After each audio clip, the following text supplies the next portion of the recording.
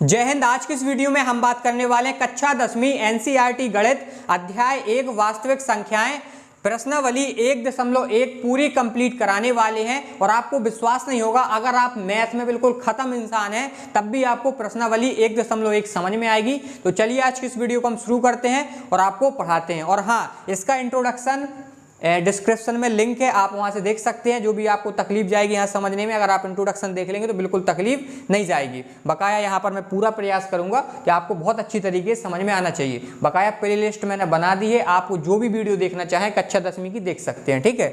और डिस्क्रिप्शन में लिंक है। तो चलिए आज की इस वीडियो को हम शुरू करते हैं। लिखा हुआ है निम्नलिखित संख्याओं को अभाज्य गुणनखंडों के गुणनफल के रूप में व्यक्त कीजिए। मतलब कि जो पहले का क्वेश्चन है आपका क्वेश्चन नंबर 1 है भाई, इसके टोटल 5 क्वेश्चन है, ठीक है। हमें इन सभी क्वेश्चनों को क्या करना है, अभाज्य गुणनखंडों के गुणनफल के रूप में व्यक्त करना है। हमें क्या करना है, अभाज्य गुणनखंड इन सब के निकालना है और उनको गुणनफल के रूप में व्यक्त कर देना है। कैसे करना है ध्यान से आपको समझना है यहाँ पे, ठीक है। क्वेश्चन क्या है, अभाज्य गुणनखंडों के गुणनफल के रूप में व्यक्त कीजिए। देखो हमने आपको अभाज्य गुणनखंड इंट्रोडक्शन वीडियो में बताया था, लेकिन यहाँ पर भी हम बताए दे रहे हैं, कोई दिक्कत नहीं है। देखो होता क्या है, सबसे पहले समझिए। हम क्वेश्चन नंबर 1 को जब सॉल्व करेंगे, यहाँ पर 140 को हम सॉल्व करेंगे पहले क्वेश्चन को, तो ध्यान से यहाँ पे आपको समझना है। सबसे पहले हमें क्या करना है, 140 के अभाज्य गुणनखंड करना है। अभाज्य मतलब ऐसी संख्याएं जिनके केवल 2 गुणनखंड होते हैं। मतलब अभाज्य संख्या किसे कहते हैं, जैसे 2, 3, 5, 7, 11, 13, ये सभी संख्याएं क्या कहलाती हैं, अभाज्य संख्या कहलाती हैं। हमें 140 को इन्हीं संख्याओं से काटना है, इसी को कहते हैं अभाज्य गुणनखंड करना। अब जो इसका मान आएगा वही क्या कहलाएगा, गुणनफल कहलाएगा। देखो कैसे आएंगे आपको पता चलेगा, लेकिन आपको काटना इन्हीं संख्याओं से है। आप 4 से नहीं काट सकते, आप 6 से नहीं काट सकते, इन सब से आप नहीं काट सकते हैं। समझिए मेरी बात को। तो इन चीज़ों को आपको बिल्कुल हमेशा याद रखना है, ठीक है। तो इसको अपन काटते हैं। तो सबसे पहले आप इसे 2 से काटेंगे, 2 सत्ते 14, 1 0 हो जाएगा। फिर 2 से काटोगे, 2 3 6, 2 5 10। फिर किससे काटोगे, ये 5 से आपका कटेगा, 5 7 35 और 7 कम 7। अब आपका जो 140 का ये जो गुणनफल आए हैं, इसी को कहा जाता है गुणनफल। क्या है ये, 2 × 2 × 5 × 7, ठीक है। अच्छा ध्यान से देखो, ये 2 कितनी बार है, 2 बार है, तो हम लिख सकते हैं 2 की पावर 2। और इंटू में क्या है 5 और इंटू में क्या है 7। यही आपका क्या है, आंसर है। इतना आपको समझना है। ये आपका हो गया 140 को हमने अभाज्य गुणनखंड के गुणनफल के रूप में व्यक्त कर दिया, ठीक है। ये आपका फर्स्ट क्वेश्चन हो गया। अब यहाँ पर हम आपको सेकंड क्वेश्चन यहाँ पे लगवाएंगे। सेकंड क्वेश्चन क्या है, 156 है। क्या है, 156 है। तो हम क्या करेंगे, 156 को अभाज्य गुणनखंड करेंगे। पहले क्या करेंगे, अभाज्य गुणनखंड करेंगे। तो ये 2 से कट जाएगा, 2 सत्ते 14। फिर यहाँ पे क्या हो जाएगा, 2 अट्ठे 16। फिर ये 2 से कटेगा, 2 3 6, फिर 2 नाम 18। फिर ये 3 से कटेगा, 3 कम 3, 3 त्रिका 9। फिर ये काय से कटेगा, 13 से कटेगा। फिर आप जानते हैं कि 156 के गुणनफल क्या आए हैं, यहाँ पर 2 × 2 × 3 × 13 आए हैं, ठीक है। हम 156 को ऐसे भी लिख सकते हैं, 2 कितनी बार है, 2 बार है, इंटू 3 इतनी ही बार है, 13 इतनी बार है। ये आपका क्या हो गए, आंसर हो गए। तो इनका आप क्या करिए, स्क्रीनशॉट ले लीजिए। बहुत आसान है। अगर आपको ये गुणनखंड करना नहीं आते तो इंट्रोडक्शन की वीडियो मैंने आपको सिखाया है, बकाया बहुत सरल है। तो इसको हम क्या करते हैं, मिटाते हैं, अगले क्वेश्चन आपको समझाते हैं, ठीक है। तो हम यहाँ पे क्या कर लेते हैं, इसको मिटा लेते हैं भाई मेरे। कभी कभी क्या होगा, मैं इसको स्किप कर दिया करूंगा पार्ट को, जो मैं मिटाता हूं भाई, क्यों दिखाऊंगा आपको फालतू चीजें, है ना। देखो थर्ड क्वेश्चन क्या है, ध्यान से देखो। यहाँ पे थर्ड क्वेश्चन है 38 25, ठीक है। जब आप इसको सॉल्व करेंगे तो ध्यान से देखो, इसको देखो ध्यान से, 38 25 को। तो ये आप काय से कटेगा, ये 2 से तो कटेगा नहीं भाई, 3 से देख लेते हैं। 3 कम 3, 3 दूनी 6, 2 बचेगा 22 और फिर हो जाएगा 3 7 21, 3 5 15। हाँ 3 से कट जाएगा, 3 कम 3 और ये हो जाएगा 3 दूनी 6, 2 बचेगा 22 हो जाएगा, 3 7 21, 1 15 हो जाएगा, 3 5 15। फिर ये 3 से कटेगा क्या, 3 चौको 12, 3 दूनी 6 कट जाएगा भाई 3 से। तो देखो 3 चौको 12, फिर इसके बाद ये 3 दूनी 6, 1 बचेगा 15, तो 3 5 15। फिर ये 3 से कटेगा क्या, 3 कम 3, 3 से नहीं कटेगा अब भाई, 5 से काट के देखो, 5 से कट जाएगा, ठीक है। 5 से अगर कोई संख्या कैसे चेक करोगे, कटती है कि नहीं कटती है। अगर लास्ट में 5 मिल जाए या 0 मिल जाए, वो संख्या 5 से कटती है, ठीक है। अगर आपको डिविजिबिलिटी का रूल नहीं आते हैं, मतलब भाई मैं क्या बोलने लगता हूँ, सुनो। अगर आपको विभाज्यता के नियम नहीं आते तो आप कमेंट कर देना, अलग से मैं वीडियो बना दूंगा, आप आराम से पहचान पाएंगे ये संख्या कैसे कटती है, ठीक है। ये सब आपको सीखना बहुत जरूरी है। देखो क्या होगा यहाँ पे, पनुअठी 40, 2 होगा पचम 25 हो जाएगा। फिर ये 5 से कट जाएगा आपका, क्या हो जाएगा 5 से कट जाएगा, ये 5 कम 5 3, तो क्या हो जाएगा 5 सती 35। फिर ये काय से कटेगा, 17 से कट जाएगा। अब आप देखो यहाँ पे 38 और 25 के गुणनखंड क्या होंगे, 3 × 3 × 5 × 5 × 17। तो आप इसको ऐसे भी लिख सकते हो, 3 कितने बार है, 2 बार, और 5 कितने बार है, 2 बार × 17। ये आपका क्या हो जाएगा, आंसर हो जाएगा। नेक्स्ट क्वेश्चन देखिए चौथा क्वेश्चन क्या है, 5005 है, ठीक है। तो आप इसको 5 से काट सकते हैं क्योंकि लास्ट में 5 है, तो 5 कम 5 00 00, 5 कम 5। अब 1001 आपका काय से कटेगा, ये आपको क्या होना चाहिए, पता होना चाहिए, ठीक है। तो यहाँ पे देखो ये 2 से तो कटेगा नहीं, क्योंकि 2 से अगर कोई संख्या कटती है तो उसके इकाई अंक में यानी कि लास्ट में 2 होना चाहिए, या 0 होना चाहिए, 4 6 8 होना चाहिए, तभी कटता है। 3 से कब कटता है वो हम आपको बताएंगे बाद में, अभी जानने की कोई ज़रूरत नहीं है। 5 से ये कटेगा नहीं, 6 से आप काट नहीं सकते, 7 से काट के देखते हैं। 7 से ये कट जाएगा, देखो 7 कम 7 3 बचेगा, क्या हो जाएगा 30, तो 7 चौको 28, 2 होगा 21, तो क्या हो जाएगा 7 3 21। अब ये जो है 143 7 से नहीं कटेगा, क्यों नहीं कटेगा भाई, साफ साफ दिख रहा है, 7 से नहीं काट सकते। फिर किससे काटोगे आप, 11 से काटोगे, क्योंकि ना 9 से काट सकते हो ना 10 से काट सकते हो, 11 से काटो। देखो अभाज्य संख्याएं ये होती हैं 2 3 5 7 11 13, इन्हीं संख्याओं से काटना है, ठीक है, इसलिए मैं डायरेक्ट 11 में आ गया।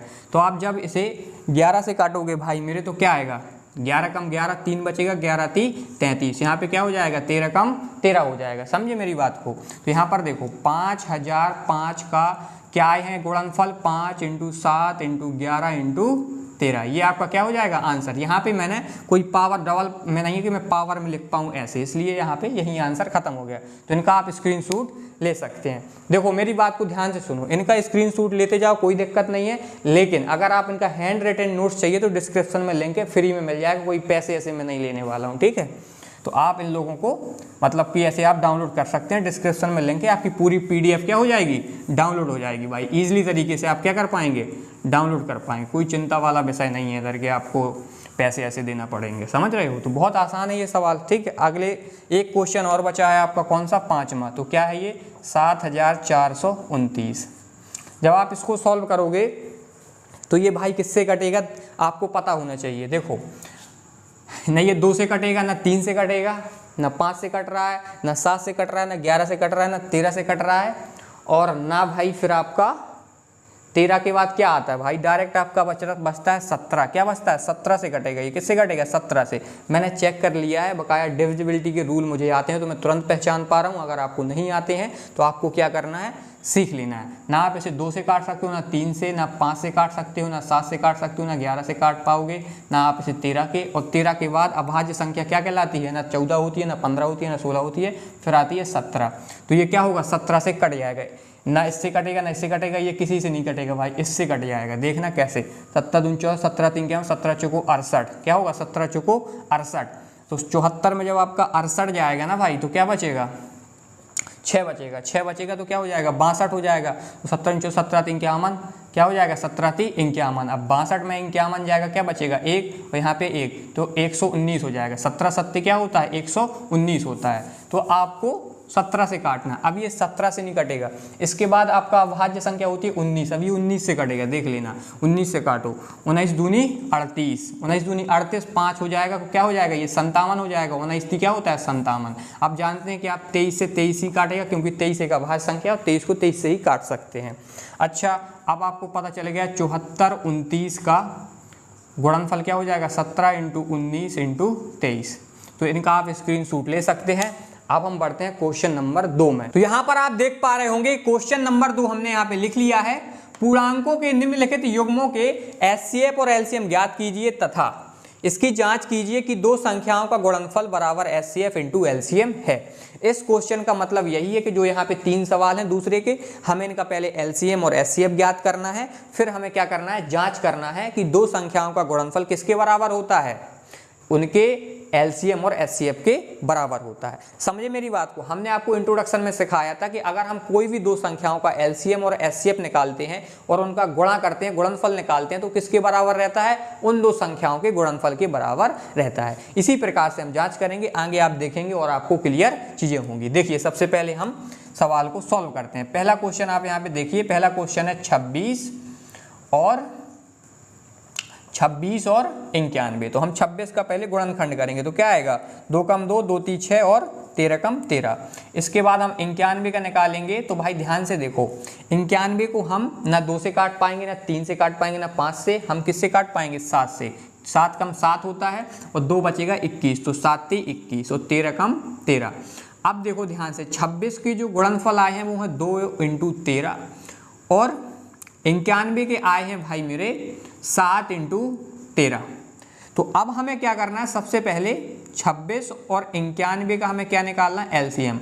आप पहले एलसीएम भी निकाल सकते हैं, एचसीएफ निकाल सकते हैं, उससे कोई फर्क नहीं पड़ता है। तो एलसीएम निकालने के लिए हम आपको पहले बता दें कि जब हम एलसीएम किसी भी चीज़ का निकालते हैं, ध्यान से देखिएगा, इसमें हम लेते हैं प्रत्येक गुणनखंड। सीख लो, आज समझ रहे हो मेरी बात को, प्रत्येक गुणनखंड लेते हैं। और प्लस की बात क्या है, अगर इसमें उभयनिष्ठ जब होता है, क्या होता है, उभयनिष्ठ जो गुणनखंड होता है, उभयनिष्ठ गुणनखंड जो होता है भाई मेरे, तो उसमें हम क्या करते हैं, उच्चतम घात लेते हैं। क्या लेते हैं, उच्चतम घात लेते हैं। उच्चतम घात लेते हैं। क्या लेते हैं, उच्चतम घात लेते हैं। ये एलसीएम का अपने दिल दिमाग में बना लीजिए, दिमाग में बिल्कुल डाल लीजिए। आगे समझ में भाई मेरे, ये नहीं डालोगे तो दिक्कत जाएगी। प्रत्येक गुणनखंड लिया जाता है इसमें। तो यहाँ पर देखिए, सबसे पहले हम यहाँ पर लेते हैं उभयनिष्ठ गुणनखंड। तो उभयनिष्ठ क्या दिख रहा है, दोनों में कॉमन क्या है, सेम क्या है, कौन सी संख्या है, तो 13 कहोगे सर, 13 दोनों में सेम है। अब कहोगे सर जो उभयनिष्ठ गुणनखंड होता है उसकी हम उच्चतम घात लेते हैं, तो दोनों में भैया 1 1 की ही पावर है, बराबर है, तो कोई भी ले लो। तो 13 की पावर 1 का मतलब क्या कहलाता है, यही कहलाता है 13 की पावर का मतलब 1। मैं तो लिख दिया भाई तुम्हारे लिए। अब प्रत्येक गुणनखंड यहाँ पे लेकर लेते हैं। अब कौन कौन से गुणनखंड बचे, 2 भी बचा और क्या बचा, 7 भी बचा। क्या बचा, 7 भी बचा। अब हम इनका क्या करेंगे, आपस में मल्टीप्लाई करेंगे। 13 × 2 13 दूनी 26, क्या होता है 26, और 26 का 7 में करेंगे तो देखो 7 × 6 42, यहाँ से लाई 4 और 7 दूनी 14, 14 4 18, 182। तो यहाँ पर अगर आप देखें ध्यान से 182 इसका एलसीएम आ गया। अब हम निकालेंगे एचसीएफ। तो एचसीएफ निकालने के लिए क्या फंडा है, ध्यान से यहाँ पे आपको समझना पड़ेगा। क्या करना पड़ेगा, ध्यान से समझना पड़ेगा। ये एलसीएम का आपने सीख लिया, अब एचसीएफ का आपको सीखना पड़ेगा। एक बार सीख लो, हर सवाल में नहीं सिखाऊंगा। एचसीएफ कैसे निकाला जाता है, एचसीएफ का केवल एक ही फंडा है, उभयनिष्ठ गुणनखंड लेते हैं। केवल क्या लेते हैं, उभयनिष्ठ गुणनखंड लेते हैं। उभयनिष्ठ गुणनखंड लेते हैं, लेकिन हम लेते हैं इसमें न्यूनतम घात वाला। क्या लेते हैं, न्यूनतम घात वाला लेते हैं। इतना हमेशा आपको याद रखना पड़ेगा। क्या लेते हैं, न्यूनतम घात वाला लेते हैं। तो देखिए इसमें उभयनिष्ठ क्या है, दोनों में मतलब कॉमन क्या है, सेम संख्या कौन सी है, तो 13 वश है। क्या है, 13 वश है। क्या है, 13 वश है। और हमें लेना है यहाँ पे न्यूनतम घात। न्यूनतम घात का मतलब है सबसे छोटी घात वाला। तो यहाँ पर भी 1 है, यहाँ पर भी 1 है, तो कोई भी ले लो, उससे कोई फर्क नहीं पड़ता। 13 की पावर 1 का मतलब 13 ही कहलाता है। तो एचसीएफ 13 आ गया और एलसीएम 182 आ गया। समझे, इसका आप स्क्रीनशॉट ले लो, एचसीएफ कैसे निकाला जाता है। समझ गए आप मेरी बात को। अब हम क्या करेंगे, जांच करेंगे, क्योंकि हमसे क्या कहा गया है कि भाई तुम जांच भी करोगे। क्या करोगे, जांच भी करोगे। तो ये मैं यहाँ पे बगल में लगा रहा हूँ, आपको नीचे लगाना है, ठीक है। मेरे पास जगह नहीं है, क्योंकि समझे मेरी बात को। देखो हमें जब भी जांच करना होता है तो इसका एक फॉर्मूला हम जानते हैं, जो हमने इंट्रोडक्शन में पढ़ाया था आपको। क्या होता है, एलसीएम इंटू एचसीएफ बराबर होता है, पहली संख्या को ए मान लिया, दूसरी संख्या को बी मान लिया, ठीक है। तो हम एलसीएम और एचसीएफ क्या करते हैं, इन्हीं दो संख्याओं का तो निकालते हैं। तो एलसीएम अपना क्या आया, 182 आया, इंटू एचसीएफ कितना आया, 13 आया, बराबर पहली संख्या क्या है इधर भाई 26 और दूसरी संख्या क्या है 91। इन दोनों का जब हम गुणा कराएंगे तो मैं भाई कर लेता हूं, क्योंकि टाइम बच जाएगा आपका। इसका गुणा होता है 2366। क्या होता है, 2366। आप जब घर में करोगे, अभी करोगे रुक के, तो यही आएगा। अब देखो ये बराबर आ गई। अगर ये बराबर नहीं आता तो अपना एलसीएम और एचसीएफ कहीं ना कहीं गलत होता है। ये यहाँ पे प्रूफ हो गया, जांच हो गया। यहाँ पे लिखेंगे प्रूव्ड। क्या लिखेंगे, प्रूव्ड। ये आप इसका स्क्रीनशॉट ले लीजिए। अब हम आपको पढ़ाएंगे नेक्स्ट क्वेश्चन। तो यहाँ पर आप देख पा रहे होंगे दूसरा क्वेश्चन ये है। तो हम क्या करेंगे, सबसे पहले 510 के गुणनखंड करेंगे। ये 2 से कट जाएगा, तो 2 दूनी 4, एक जाएगा क्या हो जाएगा यहाँ पे 11, 2 पंचे 10, फिर एक बचेगा क्या हो जाएगा 10, 2 पंचे 10। अब ये किससे कटेगा, 2 से तो कट नहीं सकता, 3 से भी यहाँ पे ये कट जाएगा, क्या हो जाएगा 3 से कट जाएगा, 3 8 24, एक क्या हो जाएगा 15, 3 5 15, ये 3 से कटेगा क्या भाई, 3 से नहीं कटेगा, अब किससे कटेगा 5 से, तो 5 कम 5 ये 3 क्या हो जाएगा 5 7 35, अब किससे कटेगा 17 से।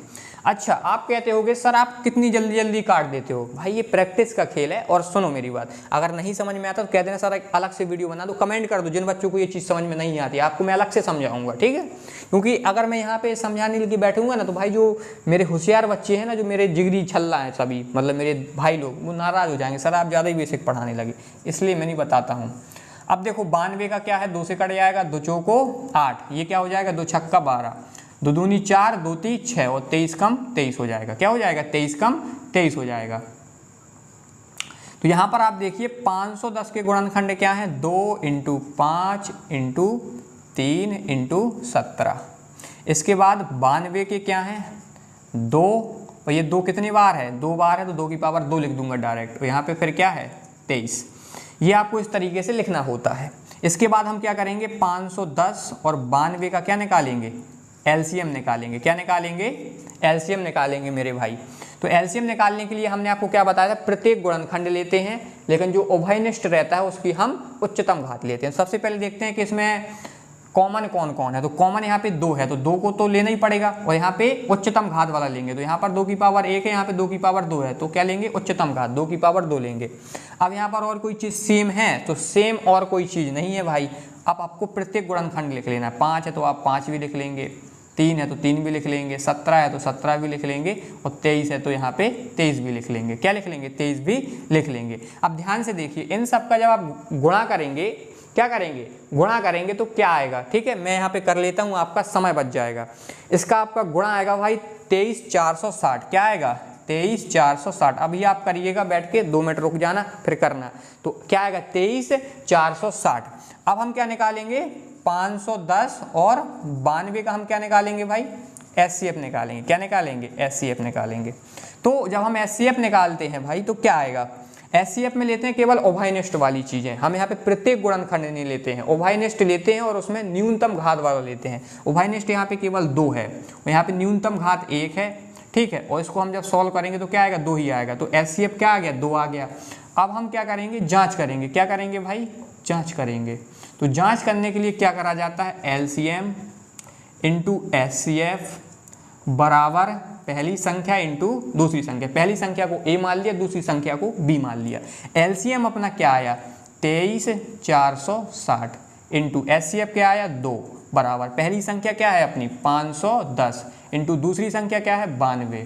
जब आप इन दोनों का गुणा कराएंगे तो भाई पता क्या आएगा, इन दोनों का गुणा आएगा आपका 46,920, क्या आएगा 46,920, और यहाँ पे इन दोनों का गुणा कराएंगे तो भी क्या आएगा 46,920। जिनको भरोसा नहीं है वीडियो को पॉज करो और लिखना, मतलब गुणा करके देखो यही आएगा। मैं इसलिए डायरेक्ट देख के लिख रहा हूँ क्योंकि आपका समय बचे भाई, क्योंकि समय मनी है, क्या है मनी है, तो मनी बर्बाद नहीं करना है, समझ रहे हो मेरे बात को। ये क्या हो गया प्रूव्ड हो गया, इसका स्क्रीनशॉट ले सकते हो। तो यहाँ पर आप देख पा रहे होंगे तीसरा सवाल ये रहा आपका। तो हम सबसे पहले क्या करेंगे इसके गुणनखंड निकालेंगे। तो देखिए ध्यान से, ये आपका 2 से कट जाएगा, 2 कम 2 1 इसमें जाएगा 13 हो जाएगा, 2 छक्का 12 और फिर 2 अट्ठे 16, 200 काटोगे 2 अट्ठे 16, 2 चौको 8, फिर ये काटोगे 2 से आप तो क्या हो जाएगा 2 चौको 8, 2 दूनी 4, 2 दूनी 4 हो जाएगा और 2 कम 2 हो जाएगा। इसके बाद ये 3 से कटेगा, 3 7 21 और 7 कम 7। इसके बाद ये आप 54 को काटेंगे तो 2 से कट जाएगा, 2 दूनी 4, 2 सत्ते 14 और 3 नाम 27 और 3 त्रिका 9 और 3 कम 3।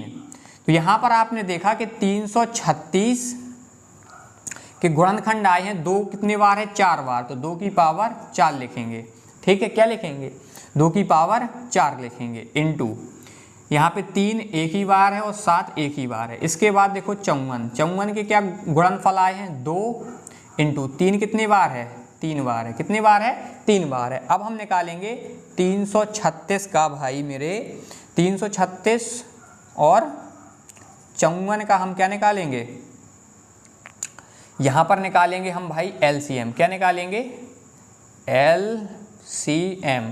तो यहाँ पर एलसीएम क्या हो जाएगा, देखिए हम सबसे पहले क्या करते हैं, दोनों में उभयनिष्ठ वाला देखते हैं। तो उभयनिष्ठ यहाँ पे 2 तो है ही है, और लेकिन उच्चतम घात वाला, तो उच्चतम घात क्या है इधर भाई, देखो ध्यान से, तो यहाँ पर 2 की पावर 1 है, यहाँ पे 2 की पावर 4 है, तो हम लेंगे उच्चतम घात वाला इनटू, अब 3 भी क्या है, दोनों में सेम है, तो हम यहाँ पर 3 लेंगे लेकिन उच्चतम घात वाला, तो 3 की पावर 3 आया क्योंकि यहाँ पे 3 की पावर 1 है। अब यहाँ पर जो गुणनखंड बचा है, क्योंकि हमें प्रत्येक गुणनखंड लेना है, तो यहाँ पे 7 केवल बचा, तो हम क्या ले लेंगे, 7 ले लेंगे।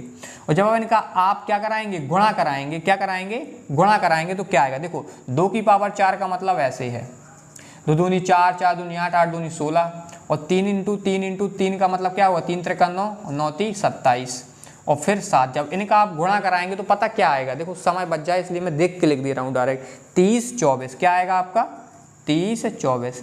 अब भाई एक सेकंड रुकना, मैं कैमरे में देख लूँ कि ये यहाँ तक विजुअल है कि नहीं है। तो यहाँ पर देखिए ध्यान से, आगे अब हम क्या निकालेंगे, एचसीएफ निकालेंगे, क्या निकालेंगे, एचसीएफ निकालेंगे। तो एचसीएफ निकालने के लिए 336 और 54 का जब हम क्या निकालेंगे, एचसीएफ निकालेंगे, क्या निकालेंगे, एचसीएफ। तो एचसीएफ निकालने के लिए क्या ड्रामा होगा, ध्यान से देखिएगा। हम यहाँ पे लेते हैं उभयनिष्ठ, केवल उभयनिष्ठ जो रहेगा गुणनखंड वही लेंगे। तो उभयनिष्ठ क्या है, 2 है, तो 2 ले लेंगे, लेकिन हमें न्यूनतम घात वाला लेना है। तो न्यूनतम घात क्या है, 2 की पावर 4 के 2 की पावर 1, कहोगे सर 2 की पावर 1। अब क्या है, 3 भी दोनों में क्या है, उभयनिष्ठ है, तो 3 भी आ जाएगा, लेकिन यहाँ पे लेंगे न्यूनतम घात वाला। न्यूनतम घात क्या है, 1 वाला है। 7 तो यहाँ पर है, लेकिन यहाँ पर तो है नहीं, तो वो तो हम ले नहीं सकते।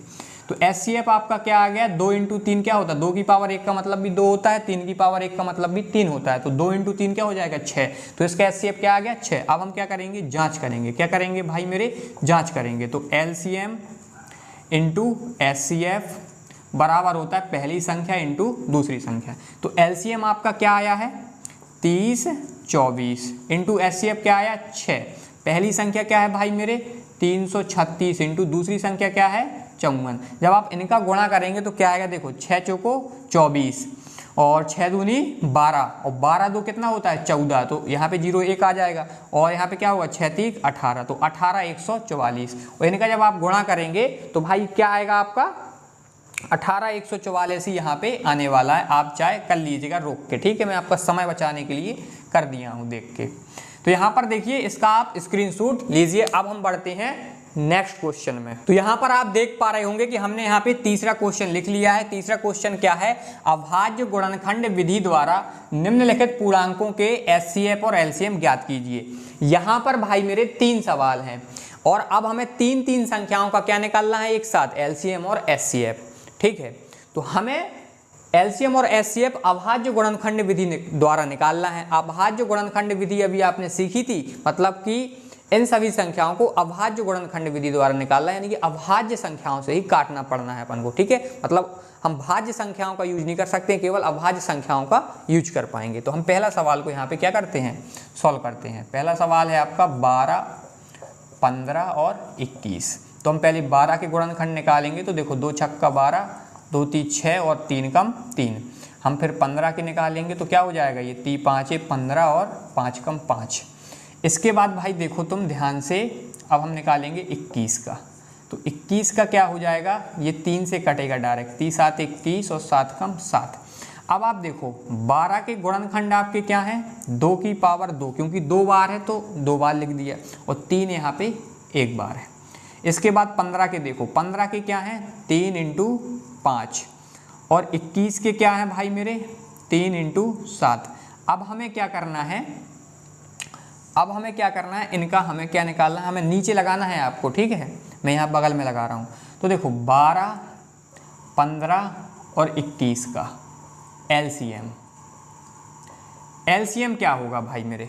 तो यहाँ पर एलसीएम क्या होगा, ध्यान से आपको क्या करना है, एलसीएम देखना है कि एलसीएम यहाँ पे क्या होगा।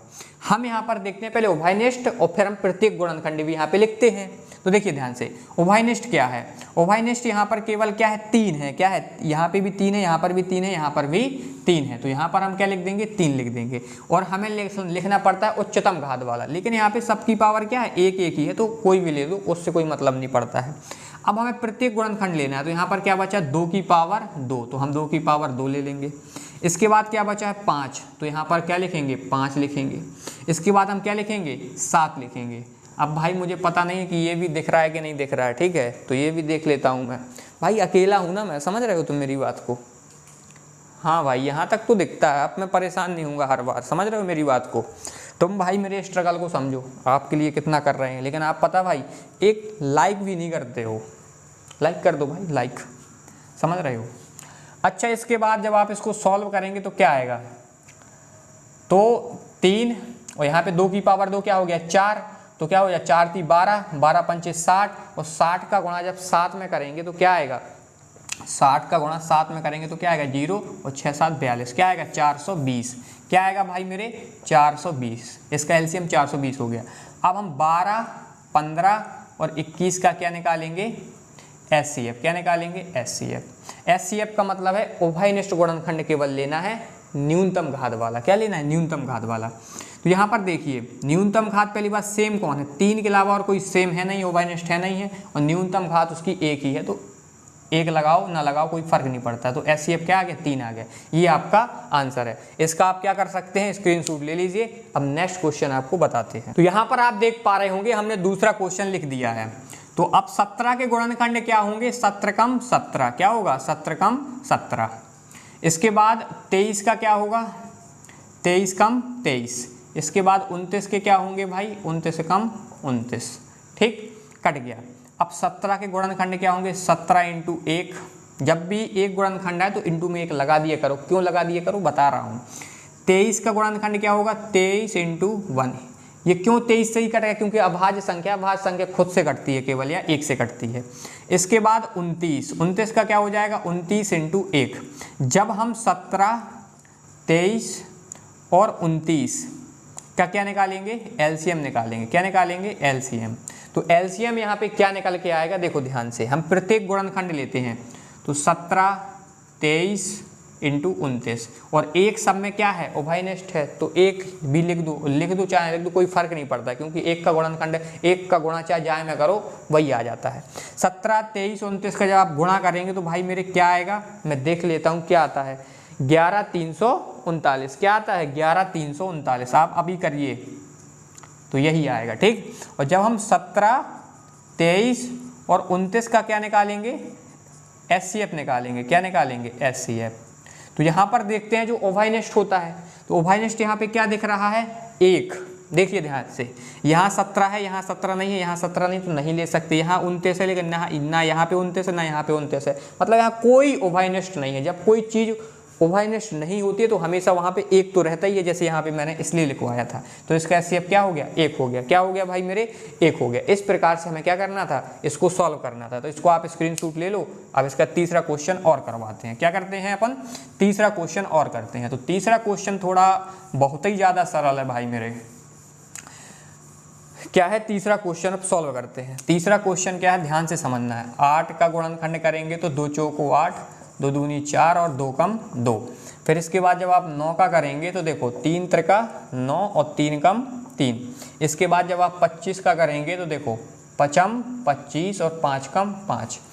8 के गुणनखंड है 2 की पावर 3, ठीक, 3 बार है तो 3 बार लिख दिया। इसके बाद 9 तो ये है 3 की पावर 2। इसके बाद क्या है 25 का क्या है 5 की पावर 2। जब हम 8, 9 और 25 का क्या निकालेंगे, एलसीएम निकालेंगे, क्या निकालेंगे एलसीएम। तो क्या आएगा, तो हम देखते हैं पहले उभयनिष्ठ, तो यहाँ पर कोई चीज़ उभयनिष्ठ तो है ही नहीं है, तो हम तो प्रत्येक गुणनखंड लेंगे भैया।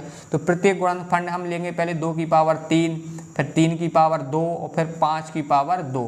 जब आप इसका गुणा करेंगे खोल के ऐसा करना पड़ेगा, 2 की पावर ऐसे ये पूरा लिखोगे 3 बार, फिर इसको 2 बार लिखोगे, फिर इसको ऐसे लिख दोगे। जब आप इनका गुणा कराओगे पता क्या आएगा भाई मेरे, इनका गुणा आएगा आपका 1800, क्या आएगा 1800 आएगा, क्या आएगा 1800 आएगा, 1800 आ जाएगा। और जब आप इनका क्या निकालेंगे 8, 9 और 25 का एचसीएफ निकालेंगे, क्या निकालेंगे एचसीएफ निकालेंगे, तो क्या आएगा, यहाँ पर अपन देखते हैं जो तीनों में कॉमन रहेगा। तो यहाँ पर कॉमन तो कुछ है नहीं है, उभयनिष्ठ तो कुछ है नहीं है, एक के अलावा एक तो सब में रहता है, ये मैं आपको सिखा चुका हूँ। तो इसका एचसीएफ क्या हो जाएगा 1 हो जाएगा, क्या हो जाएगा भाई मेरे एचसीएफ 1 हो जाएगा। तो यहाँ पर आप इनका भी स्क्रीनशॉट ले लीजिए। अब बढ़ते हैं अपन नेक्स्ट क्वेश्चन में। तो यहाँ पर आप देख पा रहे होंगे कि हमने यहाँ पे चौथा क्वेश्चन यहाँ पे लिख दिया है। चौथा क्वेश्चन क्या है, ध्यान से देखो। HCF 306 और 657 का कितना दिया है, 9 दिया है। यानी कि पहली संख्या 306 है और दूसरी संख्या 657 है। जब हमने 306 और 657 का HCF निकाला तो कितना आया, 9 आया। ये हमको दिया है सवाल में। अब हमसे क्या पूछ रहा है, LCM। क्या पूछ रहा है, LCM 306 और 657 का ज्ञात कीजिए। यानी कि हमें इन दो संख्याओं का LCM पता करना है और हमको दिया क्या गया है, इन दो संख्याओं का HCF हमें दिया गया है। यानी कि आपकी पहली संख्या 306 है और दूसरी संख्या क्या है, 657। तो हमें HCF दिया गया है, हमें LCM पता करना है। ठीक है, तो हम कैसे करेंगे, देखो ध्यान से। हम यहाँ पे फॉर्मूला का यूज करेंगे जो हमने आपको इंट्रोडक्शन में और अभी जब जांच करवाने में लगवाया था वही वाला। तो हम इन सवाल को कैसे करेंगे, ध्यान से देखो। हम सबसे पहले लिखते हैं यहाँ पे दिया है, जो चीज़ हमें दी है वो हम लिखेंगे यहाँ पे दिया है। तो दी हमें क्या है, यहाँ पे हमें यहाँ पे पहली संख्या दी गई है A बराबर कितना है, 306 और हमें B बराबर दिया गया है 657 और हमें 306 और 657 का यानी कि क्या HCF दिया गया है का HCF। तो हमें HCF बराबर कितना दिया गया है, 9। तो हमें ज्ञात क्या करना है, हमें ज्ञात करना है, हमें ज्ञात क्या करना है, ध्यान से देखो। ज्ञात करना है हमें LCM। क्या करना है, ज्ञात हमको LCM ज्ञात करना है। अब हम क्या करेंगे, गणना कर देंगे। अब गणना करेंगे, ध्यान से देखो। जब हम गणना करेंगे तो हम फॉर्मूला लगाते हैं LCM इंटू HCF बराबर पहली संख्या इंटू दूसरी संख्या। ठीक है, ये हम फॉर्मूला लगाएंगे, इससे LCM हमारा पता चल जाएगा। LCM हमें पता करना है, इसका तो मान हमें पता ही नहीं है, इसका पता करेंगे। HCF हमें कितना दिया है, 9 दिया है, तो HCF की जगह 9 रख देंगे आप बराबर। पहली संख्या हमको कितनी दी गई है, 306 और दूसरी संख्या B का मान कितना है, 657 हमको यहाँ पे दिया गया है। ठीक है, अब देखिए अगर हमें LCM का मान पता करना है तो LCM इधर ही रहेगा और ये देखो 306 है ही है, 657 इधर है। ये इंटू की चीज़ बटे में चली जाएगी इस तरीके से। क्या चली जाएगी, इस तरीके से आपकी यहाँ पे चली जाएगी। अब क्या होगा, देखो ये 9 से आप इसको काट सकते हैं। क्या काट सकते हैं, देखो 306 को आप काट दो, क्या कर दो, 306 को काट दो तो कितनी बार में जाएगा, देखो ध्यान से। तो यहाँ पर ये कटेगा 9 दूनी 18, 9 3 27, क्या जाएगा 9 3 27, तो 3 हो जाएगा, क्या हो जाएगा 36। तो 9 को 18 27, 9 चौको 36, तो कितनी बार में जाएगा, 34 बार में।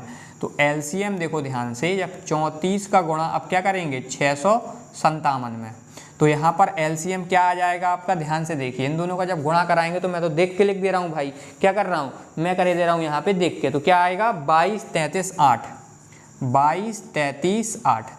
तो ये आपका LCM हो गया। आपको इस तरीके डब्बे में इस तरीके से बंद कर देना है तो आपको अच्छे नंबर मिल जाते हैं। ये आपका आंसर हो गया। इसका आप स्क्रीनशॉट ले लीजिए। अब बढ़ते हैं अपन नेक्स्ट क्वेश्चन में। ठीक है, तो यहाँ पर आप देख पा रहे होंगे 5वां क्वेश्चन हमने लिख दिया है। क्या कह रहा है, जांच कीजिए कि क्या किसी प्राकृतिक संख्या n के लिए संख्या 6 की पावर n अंक 0 पर समाप्त हो सकती है। तो ये क्वेश्चन बच्चे रट लेते हैं। मैं आपको भरोसा दिलाता हूं भाई मेरे, ये क्वेश्चन आप समझ के जाएंगे। और ये 6 की पावर n नहीं, कोई भी आ जाए, 10 की पावर n, 8 की पावर n, 50 की पावर n, कुछ भी आ जाए और पूछे कि 0 पर समाप्त हो सकती है, तो आप आराम से बता पाएंगे। ठीक है, तो इस क्वेश्चन को पहले ध्यान से समझो। यहाँ पे लिखा है जांच कीजिए कि क्या किसी प्राकृतिक संख्या n के लिए, मतलब कि n क्या है, प्राकृतिक संख्या। प्राकृतिक संख्या क्या कहलाती है, 1 से स्टार्ट होती है, 1 2 3 4 5 ऐसे डॉट डॉट अनंत तक जाती है। ठीक है, हमसे कहा गया है 6 की पावर जो n है आपका, वो अंक 0 पर समाप्त हो सकती है क्या। मतलब कि ध्यान से समझो क्या है यहाँ पे, 6 की पावर n का मतलब 6 और n की जगह मैं ये सम्मान रखूँगा। अगर 6 की पावर 1, 6 की पावर 2, n की जगह मैं कुछ भी रख सकता हूँ। 6 की पावर 3, 6 की पावर 4, 6 की पावर 5, ऐसे डॉट डॉट में रखता जाऊँगा। जब इसको सॉल्व करूँगा, 6 की पावर 1 को सॉल्व करूँगा 6 आएगा। जब इसको सॉल्व करूँगा 6 इंटू 6 क्या आएगा, 36 आएगा। जब इसको सॉल्व करूँगा 6 इंटू 6 इंटू 6 यानी कि 216 आएगा। और जब इसको सॉल्व करूँगा कुछ ना कुछ यहाँ पे ऐसे आता रहेगा, नहीं आएगा भाई, कुछ ना कुछ यहाँ पे आएगा।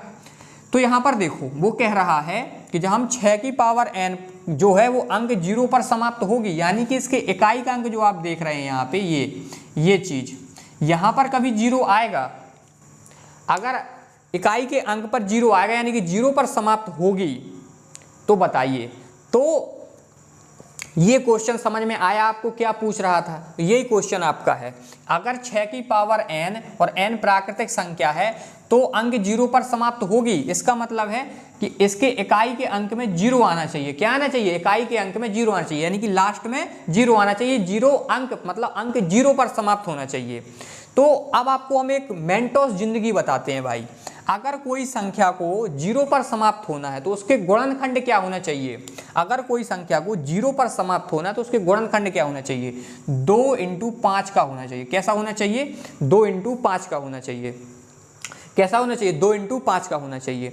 अगर उसके गुणनखंड में 2 × 5 नहीं है तो वो कभी संख्या 0 पर समाप्त नहीं हो सकती। जैसे यहां पर देखो, एक संख्या है कोई, मान लो क्या है, देखो ध्यान से, मान लो एक 20 है। 20 के गुणनखंड करें तो क्या आएगा? 2 × 5 = 10 और 2 × 5 = 10 और 5 × 5 2 × 2 2 × 5 = 10 और 2 × 5 = 10 ये आया। तो देखो यहाँ पर 2 बार 2 आ गया, 1 बार 5 आ गया, तो हमें कम से कम 1 बार 2 चाहिए, कम से कम 1 बार 5 चाहिए। उसके गुणनखंड में कम से कम 1 बार 2 और 1 बार 5 होना चाहिए। ज़्यादा हो जाए चलेगा लेकिन होना चाहिए। तो यहाँ पर 20 के में क्या है? 2 × 5 तो आ ही रहा है, यानी कि जो 20 की पावर n कह दे वो कहे कि ये 0 पर समाप्त होगी तो वैसे भी ये दिख रहा है, लेकिन 100% होगा। क्यों? क्योंकि इसके गुणनखंड में 2 × 5 के रूप का दिख रहा है। तो इस चीज को आपको समझना है। अगर कोई संख्या 0 पर समाप्त होना चाहती है तो उसके गुणनखंड क्या होना चाहिए? आपको हमेशा याद रखना है, वो 2 × 5 के रूप का होना चाहिए। अब हम 6 की पावर n के गुणनखंड निकालेंगे। अगर उसके गुणनखंड में 2 × 5 आएगा तो वो 0 पर समाप्त होगा, अगर नहीं आएगा तो 0 पर समाप्त नहीं होगा। सिंपल सा फंडा है। समझ गए मेरे दोस्तों, मेरे भाइयों इस क्वेश्चन को? बहुत सरल है ये क्वेश्चन। तो अब लगाते हैं इस सवाल को, ठीक है। और ये सवाल आपको रटना नहीं है, अगर आप रट लोगे तो भाई गलत बात है। अब समझ में आ गया होगा आपको, क्योंकि हल करेंगे। ध्यान से देखो, हमने देखा 6 की पावर n, तो हम 6 की पावर n को गुणनखंड करेंगे। तो जब 6 का गुणनखंड करेंगे तो 2 × 6 और 3 × 3, तो क्या आ रहे हैं? 2 × 3 और पावर में n लगा तो आप क्या कर देंगे? n लगा देंगे। क्या लगा देंगे? n लगा देंगे। अब यहाँ पर देखो, मैंने क्या बताया था? अगर किसी भी संख्या को 0 पर समाप्त होना है तो उसके गुणनखंड 2 × 5 के रूप के होने चाहिए, लेकिन यहाँ पे 2 × 3 आ रहा है, यानी कि 6 की पावर जो n है वो कभी भी 0 पर समाप्त नहीं हो सकती। अब हम कारण लिख रहे हैं, बहुत मस्त कारण लिख रहे हैं, आपको ध्यान से यहाँ पे देखना पड़ेगा। देखो, चूंकि 6 की पावर n का गुणनखंड 6 की पावर n का गुणनखंड 2 × 5 के रूप का नहीं है। समझे? सिंपल सा लाइन लिख दिया कि 6 की पावर n का गुणनखंड करने पर 2 × 5 के रूप का नहीं आ रहा है। अगर आता तो लिख देते, नहीं आया तो लिख दिया कि नहीं आया। और जब नहीं आया तो हमें कारण यही बनाना था। अब हम क्या लिख देंगे?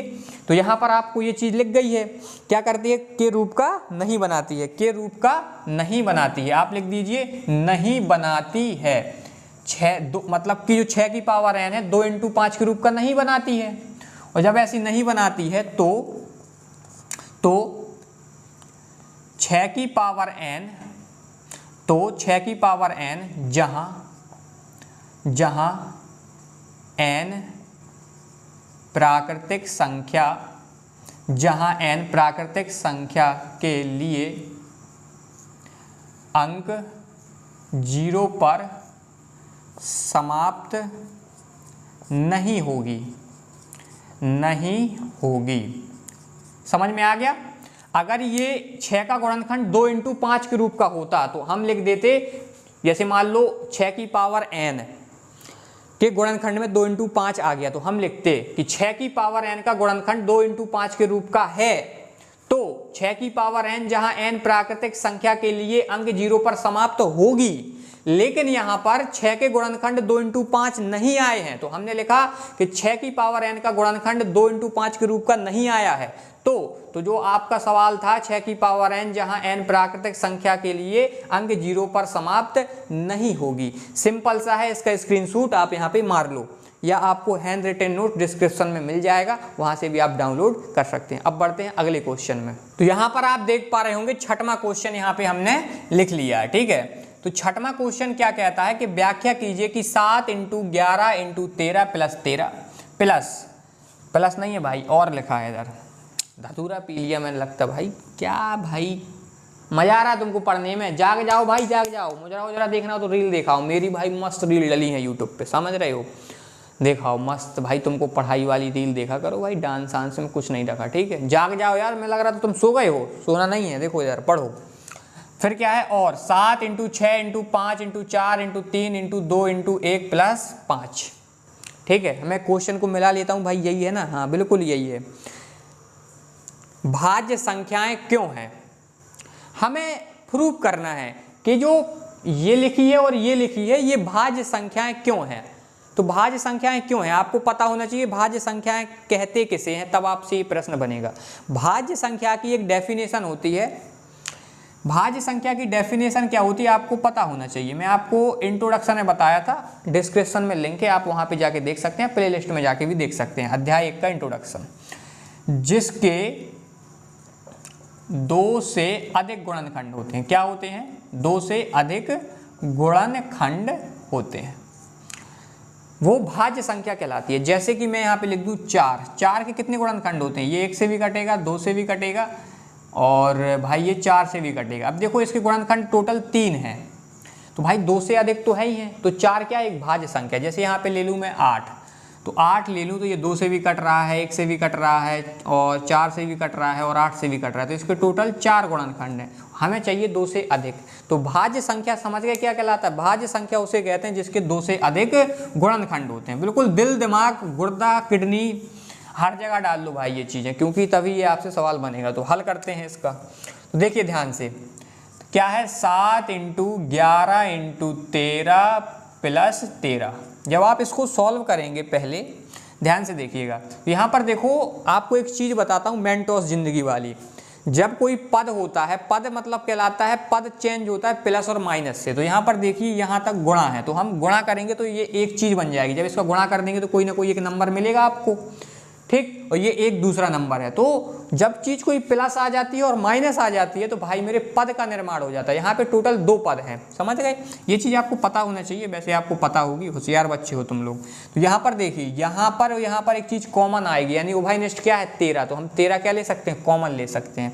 तो जब हम यहाँ पे 13 कॉमन लेंगे तो क्या बचेगा, तो यहाँ पर बचेगा 7 × 11, और 13 निकल ही गया तो क्या बचा 1, 13 कम 13, भाग लगाते हैं एक प्रकार का, प्लस क्या है यहाँ पे प्लस, तो हम क्या करेंगे प्लस कर देंगे, और 13 यहाँ पे 13 में भाग लगाएंगे तो क्या आएगा 1 ही आएगा, क्या आएगा 1 आएगा। तो यहाँ पे आएगा 13।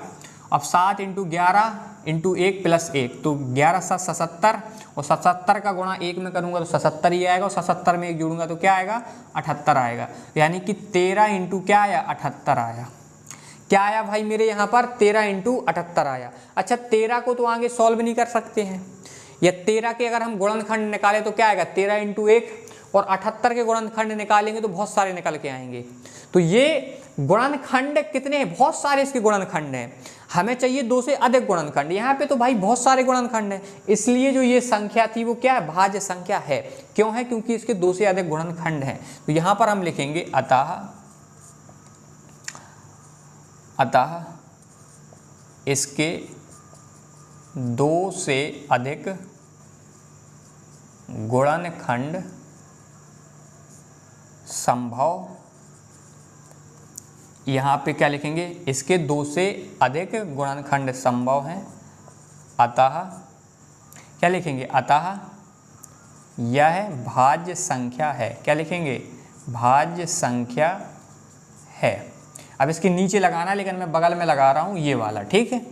तो यहाँ पर ये क्या है 7 × 6 × 5 × 4 × 3 × 2 × 1 + 5। तो यहाँ पर टोटल 2 पद हैं, यहाँ से लेके ये दूसरा पद हो गया, समझ गए। तो यहाँ पर देखो, यहाँ पे और यहाँ पे एक चीज़ कॉमन है, 5 यहाँ पर भी है, 5 यहाँ पर भी, तो 5 क्या आ जाएगा कॉमन आ जाएगा। 5 कॉमन निकाला तुमने, तो देखो यहाँ पे क्या बचा 7 × 6, और 5 तो निकल ही आया, तो क्या बचा 5 कम 5 1 आ गया, और इंटू में क्या है 4, इंटू में क्या है 3, इंटू में क्या है 2, और इंटू में क्या है 1, और प्लस है तो प्लस। 5 कम 5 क्या बचेगा 1 बचेगा। कॉमन लेते नहीं बनता है, जिससे चुल्लू भर पानी में डूब के मर जाओ, और नहीं मरना है तो कमेंट कर दो कि सर अलग से सिखा दो, वीडियो बना दो, तो बना दूंगा भाई, ठीक है। अब ये 5 हो गया। अब इन सब का जब आप गुणा करेंगे तो आएगा 1009, और मतलब पूरा सॉल्व करेंगे तो क्या आएगा 1009 आएगा भाई। क्या आएगा 1009 आएगा। आप कर लो घर में, आप फुर्सत हो भाई, मैं आपका समय बर्बाद नहीं करना चाहता। यानी 5 × 1009। तो भाई 5 के गुणनखंड 2 होते हैं और 1009 के तो बहुत सारे गुणनखंड होंगे।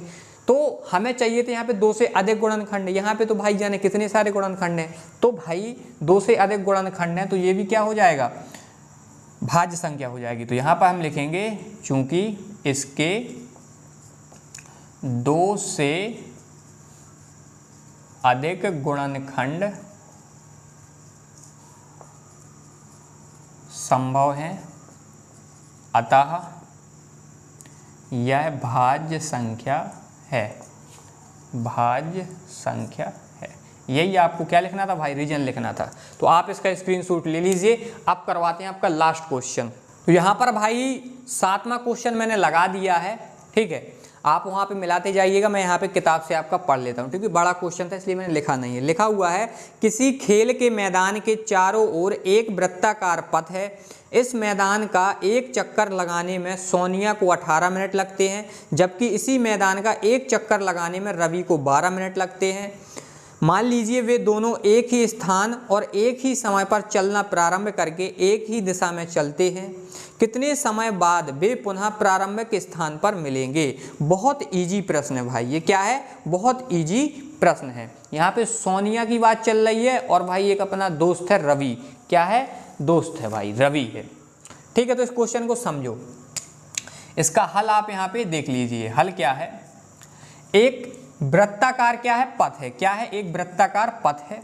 इस वृत्ताकार पथ में एक लड़की है सोनिया और एक लड़का है रवि, ठीक। हमारी एक सोनिया लड़की है, यहाँ से दौड़ना स्टार्ट करती है। सोनिया नाम की एक लड़की यहाँ से दौड़ना स्टार्ट करती है और ये उसको एक चक्कर लगाने में, यानी जब वापस यहीं पर आ जाती है तो उसको कितना मिनट लगते हैं बताओ भाई मेरे। मैं तो देख लेता हूँ कितना है, 18 मिनट लगते हैं। सोनिया को 18 मिनट लगते हैं, ठीक है। और एक है भाई रवि, रवि इसी चक्कर को दौड़ता है और ये भाई कितने मिनट में एक चक्कर मार देता है, 12 मिनट में मार देता है। क्या मार देता है, 12 मिनट में मार देता है। तो एक वृत्ताकार पथ है, सोनिया जब दौड़ती है और इस वृत्ताकार पथ का एक चक्कर 18 मिनट में लगाती है और रवि क्या करता है, एक चक्कर 12 मिनट में लगाता है। तो प्रश्न ये है आपसे आप बताओ, मैं नहीं बता रहा हूं, आपसे प्रश्न है कि ये एक ही जगह, एक ही स्थान और एक ही दिशा से सेम चलना स्टार्ट करते हैं। माना कि तुम्हारे स्कूल में दौड़ हो रही है, तुम्हारी और तुम्हारी वाली की, तुम लोग एक ही जगह से दौड़ रहे हो और एक ही समय पे दौड़ रहे हो और एक ही दिशा पे दौड़ रहे हो, ठीक है। तुम्हारी वाली समय लेती है 18 मिनट और तुम लेते हो 12 मिनट। और मैंने कहा कि बताओ तुम कब, कम से कम कौन सा समय रहेगा जो एक साथ मिल पाओगे, प्रारंभिक स्थान पे तुम कब मिलोगे, मतलब दोबारा यहीं पे गोला मार के कब आ पाओगे, यहाँ पर एक साथ कब मिलोगे, कब आपका मिलन होगा। तो आप कहोगे सर हाँ ये क्वेश्चन तो था, जरूरी था सर, ये तो मेरे लाइफ में भी काम आता रहेगा। नहीं समझे, मतलब कि तुम दोनों दौड़े हो, एक को, तुम्हारी वाली को 18 मिनट लग रहा है और तुमको 12 मिनट लग रहा है, ठीक है। तुमको एक ही जगह और एक ही समय पे दौड़ाया गया है।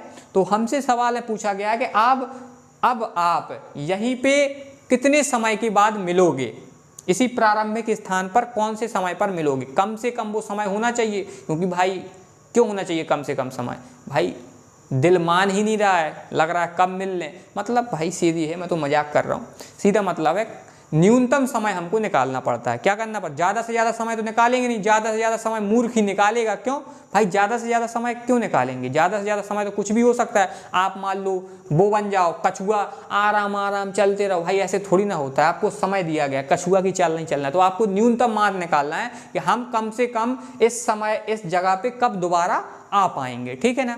तो जब भी हम न्यूनतम मान निकालते हैं तो उसके लिए एलसीएम निकालते हैं। क्या निकालते हैं, एलसीएम। और जब हम अधिकतम मान निकालते हैं तो हम निकालते हैं एचसीएफ, ठीक है। तो इन चीज़ों का ध्यान रखना। तो न्यूनतम मान के लिए एलसीएम निकालेंगे। क्या निकालेंगे, एलसीएम। क्या निकालेंगे, एलसीएम निकालेंगे। तो ये आपका रफ कार था समझाने के लिए। हल में आपको क्या करना है, यहाँ पे लिखना है आपको 18 और 12 का एलसीएम। क्या निकालेंगे, 18 12 का एलसीएम निकालेंगे। तो जब 18 का गुणनखंड करेंगे तो क्या आएगा, 2 नाम 18, 3 त्रिका 9, 3 कम 3। और जब हम क्या निकालेंगे, 12 का निकालेंगे गुणनखंड, 2 छक्का 12, 2 ती 6 और 3 कम 3। ठीक है, तो 18 का क्या आया, 2 × 3 की पावर 2, क्योंकि 2 बार है ये। और 12 के क्या आए हैं, 2 की पावर 2 × 3 की पावर 1। ठीक है, अब ध्यान से समझो, अगर हम 18 और 12 का एलसीएम निकालेंगे तो क्या निकल के आएगा, दोनों में हमको उभयनिष्ठ लेना है और फिर प्रत्येक गुणनखंड लेना है। तो दोनों में उभयनिष्ठ 2 भी है और 3 भी है। क्या है, 2 भी है 3 भी है, लेकिन हमें लेना पड़ता है उच्चतम घात वाला एलसीएम के लिए। तो 2 की उच्चतम घात क्या है, 2 है, और 3 की उच्चतम घात क्या है, 2 है।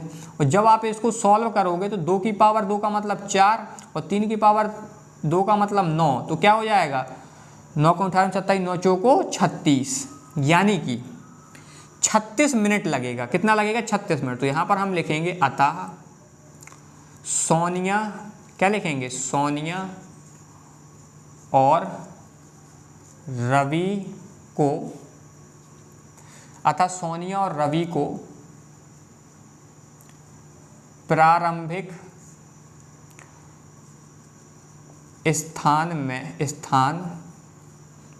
स्थान पर 36 मिनट बाद मिलेंगे। ये है भाई इसका उत्तर, इसका आप स्क्रीनशॉट ले लीजिए। यहाँ पर आपका प्रश्नावली खत्म हो चुकी है। नेक्स्ट प्रश्नावली हम आपको पढ़ाएंगे 1.2, बहुत इजी। जैसे ये समझ में आई आपको, ऐसी वो समझ में आएगी। अपने दोस्तों को शेयर कीजिए, वो भी होशियार हो जाएं आपके जैसे, तो अच्छा लगेगा आपको। मिलते हैं फिर नेक्स्ट वीडियो में। जय हिंद।